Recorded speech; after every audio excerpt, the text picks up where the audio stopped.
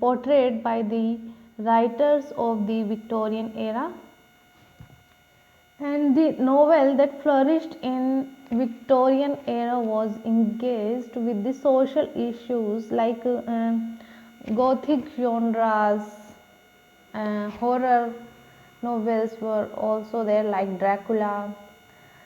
In these Gothic genre, elements of horror was there, and there were some short stories, but it was very popular and it was for great reading at the time of Victorian literature. In these novels, there were moral tales. The best moral tales or the novels we can say are the Charles Dickens novel, George Eliot, and Thomas Hardy.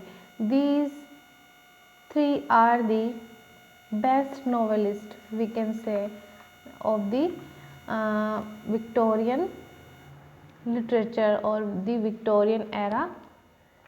Now we should discuss something, the setting of this poem, Ulysses. Actually this poem it is about the King Ulysses. What happens, King Ulysses, who married to Penelope, and he was after married in the Battle of Troy. Battle of Troy is very famous. This poem talks about the legend of Ulysses. Ulysses was a Greek myth. It is said that he had a son and he asked to his son to help his people for the great adventures. So Ulysses also he himself also fought against the Trojans. In this war of Troy, goddess of wisdom also accompanied him. After the Trojan war, Ulysses planned to return his wife.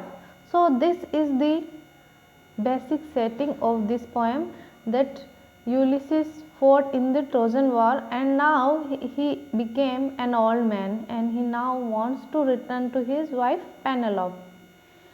Somehow Ulysses learns that his wife is still faithful to him, but earlier he was thinking that maybe his wife has been forgotten him, but he learns that she is also faithful like Ulysses.